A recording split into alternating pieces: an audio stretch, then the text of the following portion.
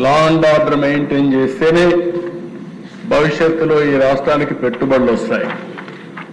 అన్నింటికంటే ముఖ్యంగా అధ్యక్ష టూరిజం. ఎక్కడన్నా టూరిజం రావాలంటే ఈ రాష్ట్రంలో భద్రత లేదని అభిప్రాయం వస్తే ఏ ఒక్కరు కూడా టూరిజం రారు. మొన్న చూస్తే అధ్యక్ష మేము ఆ రోజు చాలా బాధపడ్డాం. ఎక్కడో విదేశాల నుంచి ఒక మహిళ వస్తే నెల్లూరు జిల్లాలో ఆ అమ్మాయి పైన కిడ్నాప్ చేసి చాలా అసభ్యంగా ప్రవర్తిస్తే ఆ అమ్మాయిని రక్షించాలంటే పెద్ద కష్టమయ్యే పరిస్థితి వచ్చింది. ప్రభుత్వం పట్టించుకున్న దాఖలాలు లేవు. అందుకే ఈరోజు నేను ఒకటే కోరుతున్నా, ఈ రెండు యాక్ట్, ఒక టూరిజం డెవలప్ కావాలన్నా, పెట్టుబడులు రావాలన్నా, ఇండస్ట్రీ రావాలన్నా, అభివృద్ధి జరగాలన్నా, నాలెడ్జ్ ఎకానమీకి ఆంధ్రప్రదేశ్ చిరునామాగా తయారు కావాలంటే లా అండ్ ఆర్డర్ చాలా ముఖ్యం. శాంతి భద్రతలు ఉంటేనే ఇది సాధ్యం. ఆ విషయం మనందరం గుర్తుపెట్టుకోవాల్సిన అవసరం ఉంది. నిన్న మొన్న మనం మాట్లాడాం. ఏదో మనల్ని అవమానించారనే ఉద్దేశంతో మనం మాట్లాడడం లేదు. కానీ ఈరోజు మనం ఆలోచించేది రాష్ట్ర భవిష్యత్తు కోసం ఆలోచిస్తున్నాం. రేపు మళ్ళీ నేను ఒకసారి స్వర్ణాంధ్రప్రదేశ్ విజన్ 2047 డాక్యుమెంట్ కూడా మీ ముందర పెడుతున్నాను. ఇప్పటికే చాలా చర్చలు చేశాం. రాష్ట్రాన్ని ఒక అగ్ర రాష్ట్రంగా తయారు చేయడానికి, ప్రపంచంలోని నాలెడ్జ్ ఎకానమీకి చిరునామాగా ఆంధ్రప్రదేశ్ తయారు కావడానికి మనందరంగా ఆలోచిస్తే ఇది సాధ్యం. అది సాధ్యం కావాలంటే లా అండ్ ఆర్డర్ చాలా ముఖ్యం అని చెప్పి కూడా నేను మీకు తెలియజేస్తున్నాను. ఒక పక్క పోలీసు వ్యవస్థను ప్రక్షాళన చేస్తున్నాం. తప్పులు చేసిన వారిని ఎవరిని వదిలిపెట్టడం లేదు. ఇప్పటికే మీరు చూశారు, కొంతమంది సీనియర్ ఆఫీసర్స్ వాళ్ళకు ఉండే అధికారాన్ని ఉపయోగించుకొని ఇష్టానుసారంగా చేసి పోలీసు వ్యవస్థకి మచ్చ తీసుకొచ్చే పరిస్థితికి వచ్చారు. అలాంటి వాళ్ళని సస్పెండ్ చేశాం, యాక్షన్లు తీసుకుంటున్నాం, లాజికల్ గా తీసుకెళ్తాం. నేను ఒకే ఒక విషయం చెప్తున్నది, ఏ వ్యక్తి అయినా సరే అవకాశం ఉందని చట్టాన్ని చేతికి తీసుకొని ఇష్టానుసారంగా ప్రవర్తిస్తే ఎవరిని ప్రభుత్వం ఉపేక్షించదని చెప్పి మరొకసారి మీ ద్వారా రాష్ట్ర ప్రజలందరికీ తెలియజేస్తున్నా. ఒక పక్క తప్పు చేసిన ఆఫీసర్ను కూడా ప్రక్షాళన చేస్తున్నాయి. ఇంకో పక్కన ఇప్పుడే ముచ్చేతూరి గారు మాట్లాడుతూ ఒక మాట అన్నారు, టెక్నాలజీ వచ్చింది, పటిష్టంగా ఉపయోగించండి. అదే మాదిరిగా టెక్నాలజీ ఒకటే సరిపోదు. పోలీస్ ఆఫీసర్స్ లో కూడా పోలీస్ స్టేషన్ దగ్గర నుంచి కింది స్థాయి నుంచి ప్రజల్లో కూడా పోలీసుల్లో కూడా ప్రో పీపుల్ పోలీసింగ్ తయారు చేయాలి. ప్రజాహితం కోసం పనిచేయాలి. దాన్ని ఏ విధంగా చేయాలో చేయమని చెప్పి అడిగారు. తప్పకుండా ఒకప్పుడైతే మనం చాలా తర్పిదిచ్చి పోలీసు వ్యవస్థను చూస్తే నేనైతే ఆ రోజు బాడీ ఓర్న్ కెమెరాస్ పెట్టాం. బాడీ ఓర్న్ కెమెరాస్ పెట్టిన ముఖ్యమైన ఉద్దేశం, పోలీసులు బయట వస్తే ఆ కెమెరాలో అవతల వాళ్ళు ఏం మాట్లాడతారు, ఈ పోలీసులు ఏం మాట్లాడతారు, రెండు కూడా కంట్రోల్ రూమ్కి వెళ్ళేటివి ఎప్పటికప్పుడు మానిటర్ చేసుకోవడానికి ఉండేది. ఎవరు బూతులు మాట్లాడుతున్నారు, ఎవరు హైహ్యాండ్ గా ఉన్నారు అనే విషయాలు ఎప్పటికప్పుడు మానిటర్ చేసేవాళ్ళం. ఈరోజు దిశ పోలీస్ వ్యవస్థని స్ట్రెంగ్త్ కూడా చేస్తాం. వాళ్ళని కూడా గౌరవించాల్సిన అవసరం ఉంది. అలాంటి పోలీస్ వ్యవస్థ కోసం ఒకప్పుడైతే మీరు చూస్తే 61,000 మంది 6,100 మంది పోలీస్ కానిస్టేబుల్ ని రిక్రూట్ చేయాలని ఒక కార్యక్రమం పెట్టుకున్నాం. ఇది కూడా రిక్రూట్ చేస్తాం. పోలీసులు కొంతమంది అయితే శని ఆదివారాలు కూడా సెలవు లేకుండా పండుగల పూట కూడా పనిచేస్తూ హెవీ డ్యూటీ చేసే పరిస్థితి వచ్చారు. దాని నుంచి ఏ విధంగా ఇది చేయాలో చేస్తామని చెప్పి కూడా నేను మీకు తెలియజేస్తున్నా. ఒకటి, నూతనంగా వచ్చినటువంటి ల్యాండ్ గ్రాబింగ్ ప్రొహిబిషన్ యాక్ట్ 2024. ఈ యాక్ట్ లో చాలా ఈ మధ్య కాలంలో మీరు చూశారు అధ్యక్ష, ల్యాండ్ అనేది చాలా సున్నితమైన విషయం.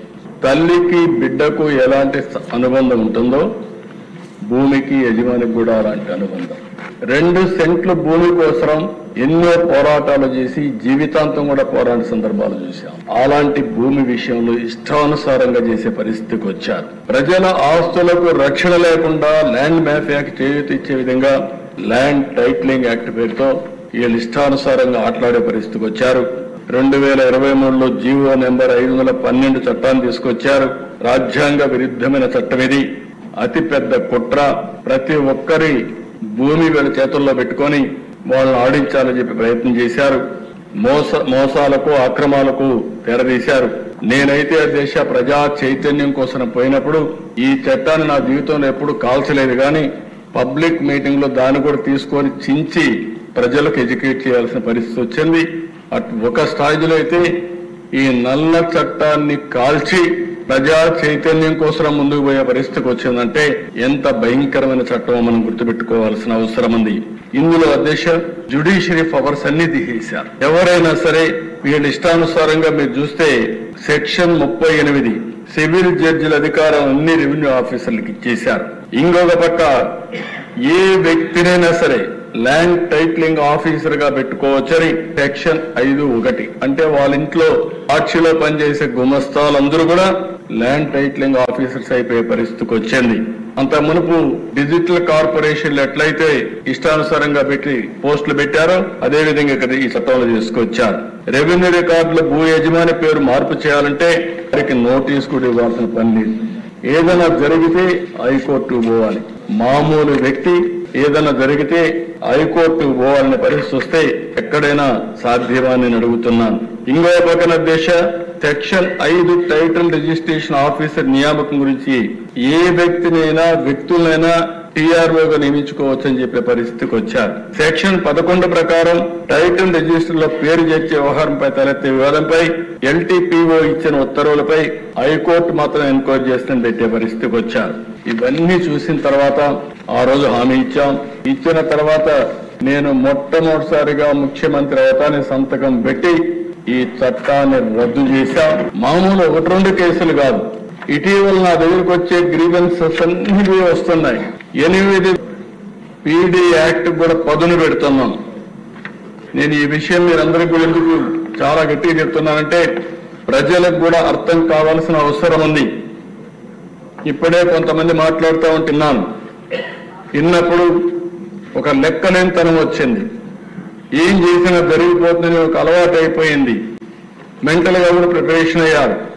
అలాంటి సమయంలో పగడ్బందీగా చట్టం ఉంటే తప్ప, పనిష్మెంట్ కూడా అదే మోతాదులు ఉంటే తప్ప వీళ్ళు భయపడే పరిస్థితి రాదు. అందుకే PD యాక్ట్ కూడా పదును పెట్టాం. తెలంగాణ, తమిళనాడు, మహారాష్ట్ర, గుజరాత్ కూడా స్టడీ చేశాం. అక్కడ ఉండే చట్టాన్ని అంతా తీసుకుని ఏవి PD యాక్ట్ లో పెట్టగలుగుతాం ఎన్ని పెట్టాం. ఇందులో కూడా మీరు చూస్తే అధ్యక్ష చాలా విషయాలు ఈ రోజు మీరు చూసినప్పుడు స్పూరియస్ సీడ్స్ అఫెండర్స్, కల్తీ విత్తనాలు అమ్మేస్తున్నారు, రైతులు మోసపోతున్నారు. చెప్తే వీళ్ళు ఏమాత్రం కూడా పట్టించుకోకపోతే అవి కూడా తీసుకొచ్చుకున్నాయి.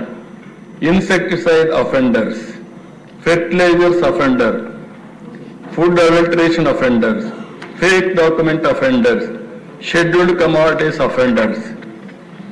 ఇవి కాకుండా violations of forest and wild life protection acts, gambling offenders, explosive substances offenders, arms offenders, sexual offenders, cyber crime offenders, white collar or financial offenders. Final గా దిశ రైస్ స్మగ్లింగ్ కూడా ఇప్పుడే యాడ్ చేయమన్నాం, అది కూడా యాడ్ చేశారు.